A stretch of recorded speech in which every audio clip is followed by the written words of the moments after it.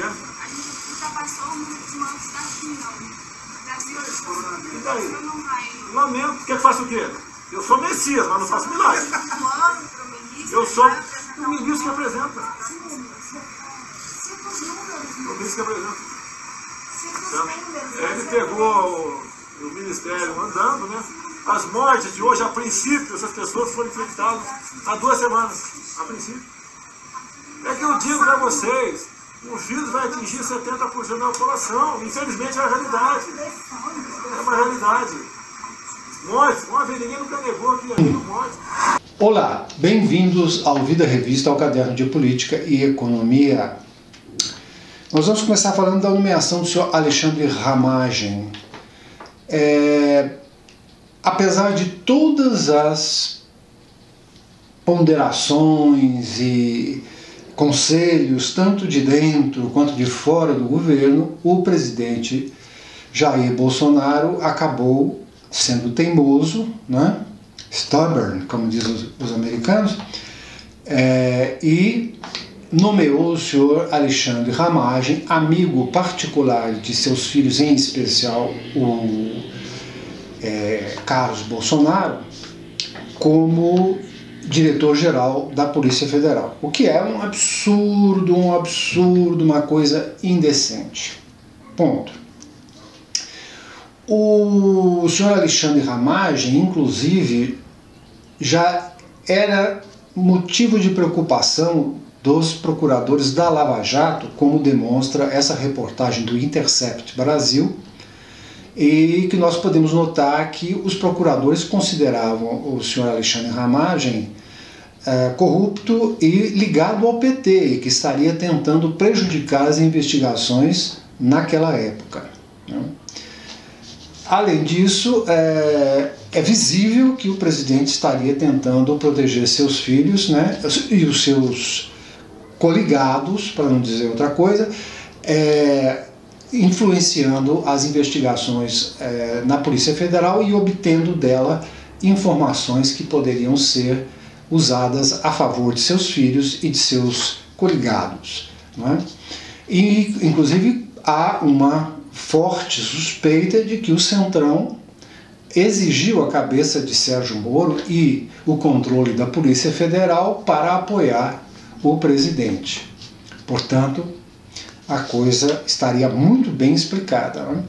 O PDT entrou com uma ação no Supremo Tribunal Federal, um mandado de segurança, afirmando que havia desvio de finalidade na nomeação do senhor Ramagem para a Polícia Federal, e o ministro Alexandre de Moraes entendeu que sim, havia esse desvio de função, né? E no mesmo estilo do que foi resolvido com relação ao presidente Lula, quando ele foi nomeado ministro-chefe da Casa Civil pela Dilma, naquela época, vocês lembram muito bem, e o Supremo também suspendeu a nomeação do Lula como ministro.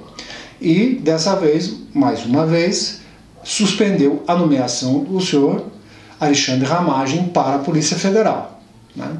Eu estava preparando esse programa aqui quando, nesse governo, a gente não tem monotonia, né? Não há monotonia, é uma constante de acontecimentos e novidades e coisas bombásticas. E enquanto eu preparava para falar isso para vocês, que o ministro Alexandre de Moraes tinha suspendido a nomeação, né, do senhor Ramagem, que iria ocorrer, inclusive, a posse hoje à tarde, já saiu a notícia de que o próprio presidente Bolsonaro recuou e anulou a nomeação do senhor Ramagem para a Polícia Federal.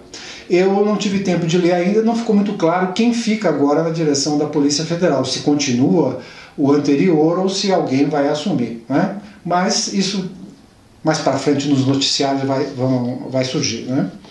Enfim, venceu a lei, venceu o bom senso, venceu a dignidade, a transparência, o bom andamento da coisa pública. Polícia Federal é polícia de Estado, não é polícia de governo.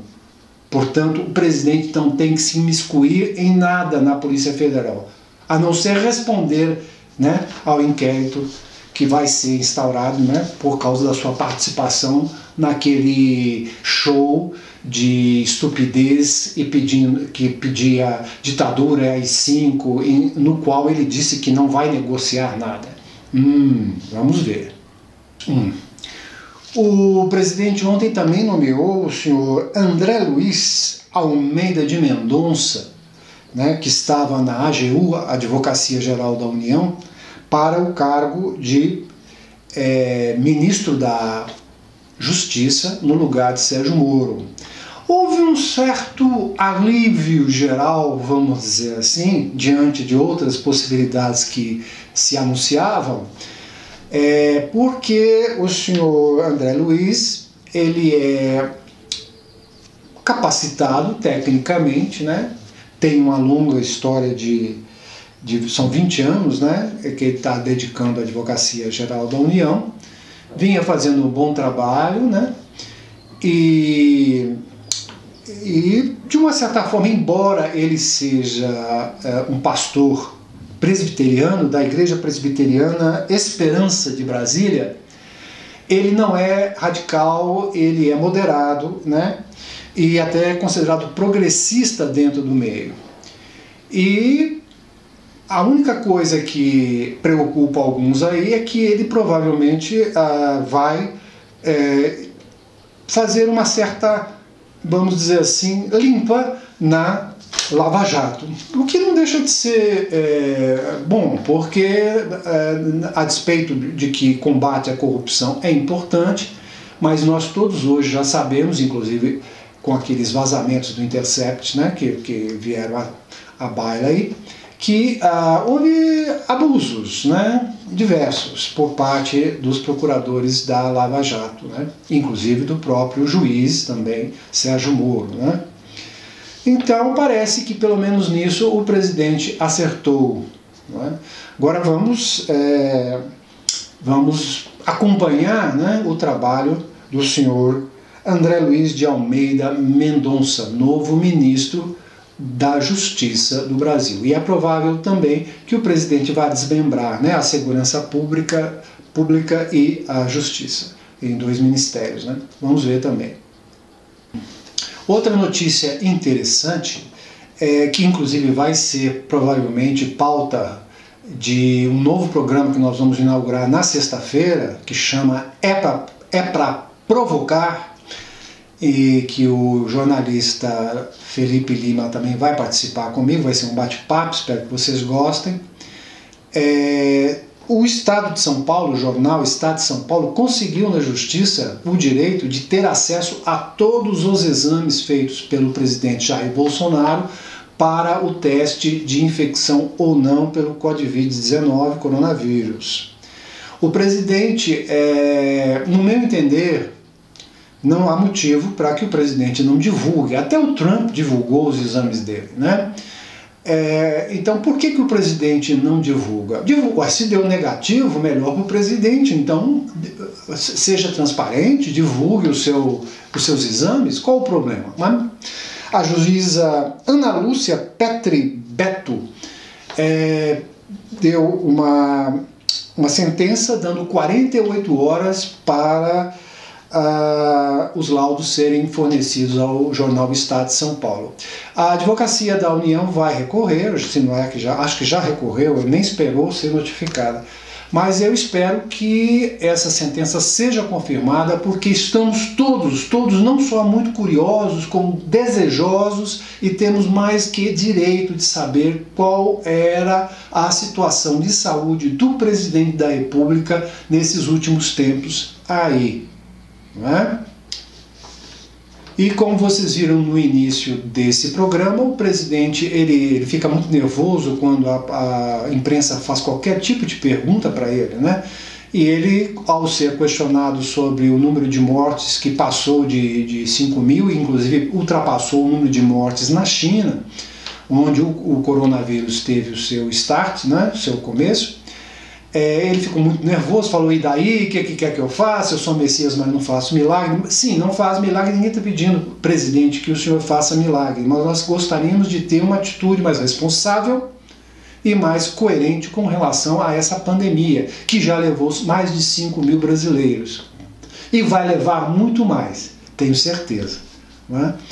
Então, vamos ver como é que o senhor estava de saúde naquela época que o senhor fez aquela participação naquele movimento do dia 15 de março, lembra? Eu acho que o senhor estava infectado. Eu não tenho certeza, porque eu não tenho acesso aos exames, mas eu acho que o senhor estava infectado naquela época. E se o senhor estava, o senhor cometeu um grave crime contra a saúde pública. E aí, mais um crime, né, presidente? Aliás, já estamos com 31 pedidos de impeachment nas mãos do presidente da Câmara, o senhor Rodrigo Maia, que eu fico pensando o que a história dirá do presidente da Câmara e do presidente do Senado também, o senhor Alcolumbre, né? Porque seguraram 31 pedidos de impeachment. Mesmo que ele não seja impeachado, ele precisa ser confrontado com os seus crimes. Agora, se a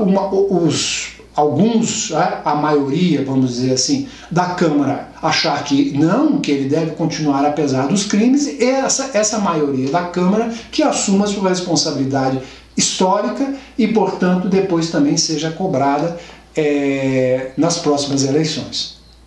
Não é? Inclusive as eleições que vêm aí. O ministro Celso de Mello, do Supremo Tribunal Federal, autorizou a abertura de investigações, né, de inquérito com relação às denúncias feitas pelo ex-ministro Sérgio Moro quando da sua saída. Muito importante, eu espero, o ministro Celso de Mello se aposenta em novembro, se não me falha a memória, né? Eu espero que o ministro Celso de Mello, que é um ministro muito respeitável, não é só porque é o decano, ou seja, o mais velho dos ministros, o mais antigo, perdão, coitado, né? Deve ser provavelmente o mais velho, mas não necessariamente por isso que ele é o decano, e sim porque ele é o mais antigo dos ministros, né?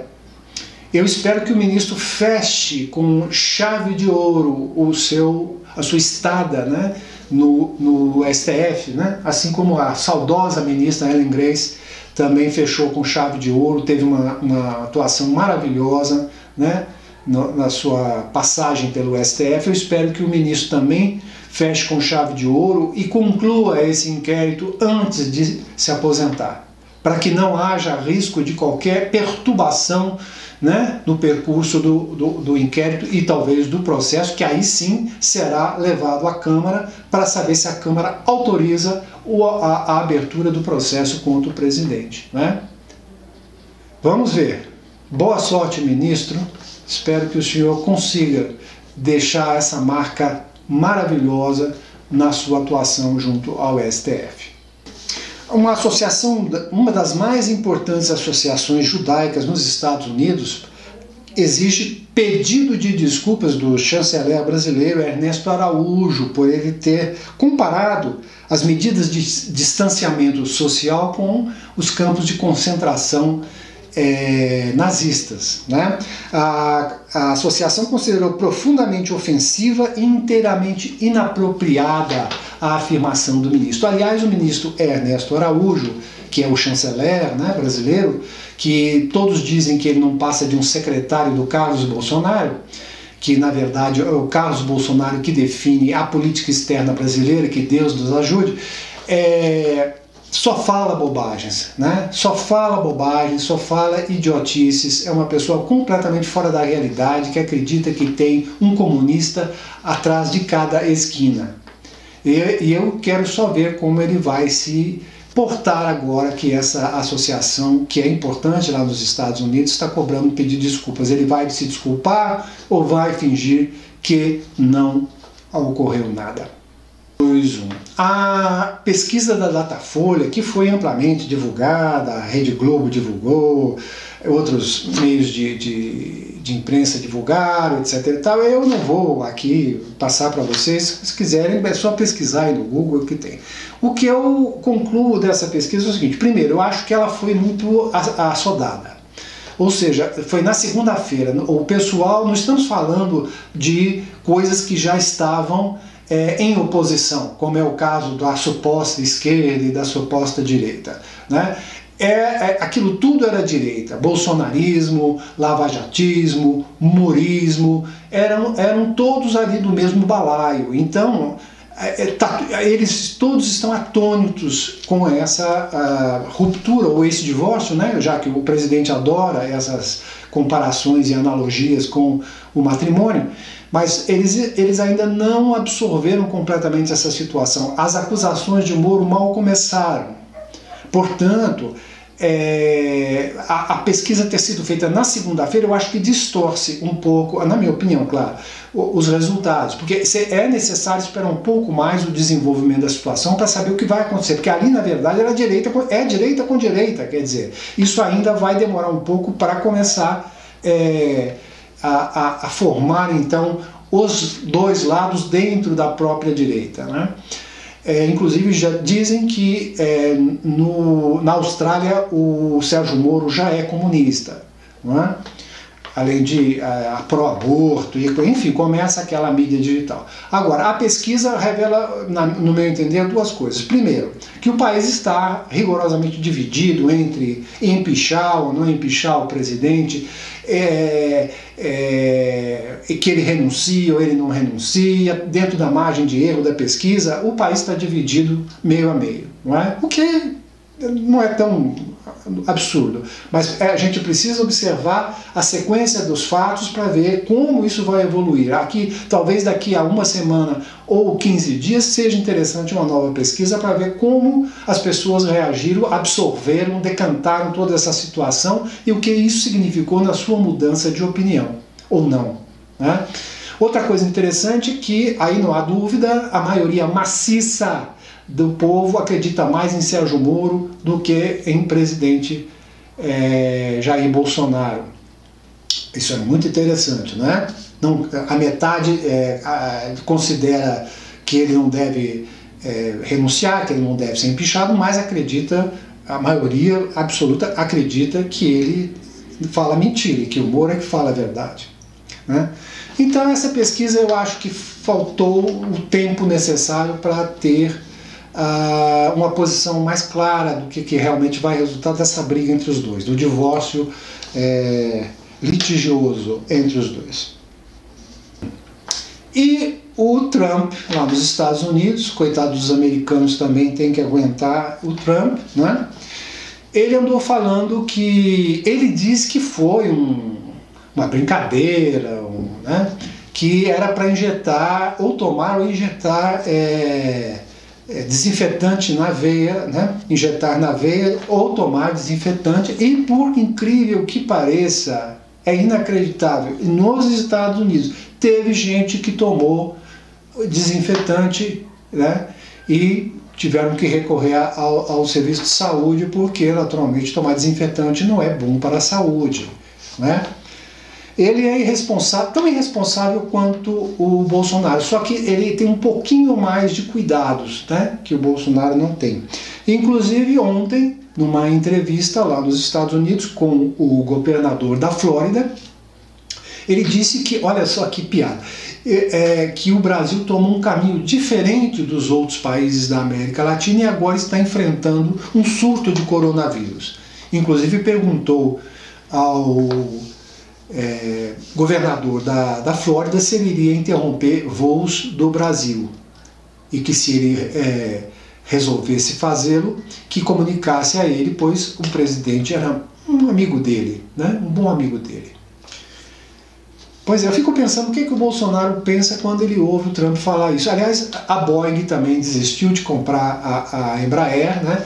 Quer dizer, o Bolsonaro só leva na cabeça, né, dos Estados Unidos. O governo Trump só prejudica o governo Bolsonaro, ou seja, o governo brasileiro. E ele continua amando. I love you.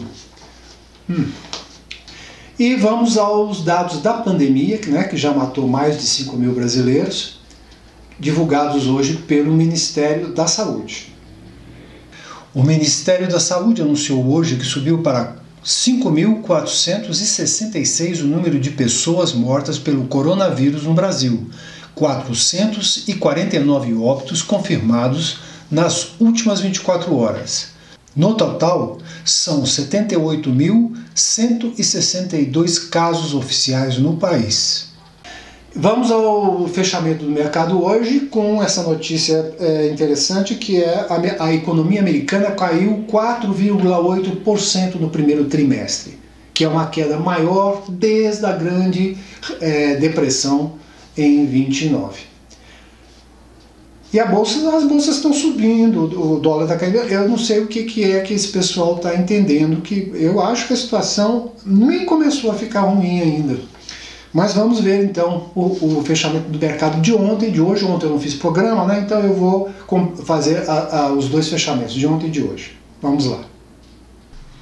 Ontem o dólar teve uma queda de 2,59% e fechou a R$ 5,51. Hoje, novamente, uma queda de 2,936% e fechou a R$ 5,35.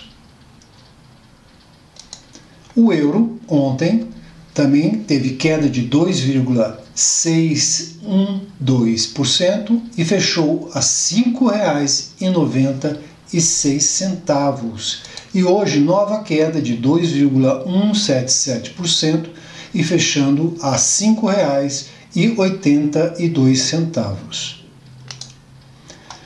A Ibovespa ontem teve uma alta de 2,93%, fechando 81.312 pontos, e hoje nova alta de 2,29%, fechando 83.170 pontos. O mercado de petróleo futuro, Brent, ontem teve uma queda de 0,39, quase estável, fechando a $22,98, e hoje uma alta forte de 6,68%, fechando a $24,26. No mercado internacional, o Dow Jones fechou a mais 2,08%, SP 500 mais 2,34%, Nasdaq mais 3,01%. E na Europa, o DAX da Alemanha mais 2,25%, FTSE de Londres mais 2,48%, e o CAC de Paris mais 1,86%. É isso aí, espero que vocês tenham gostado. Essas são as notícias, os dados, e fique em casa e até breve.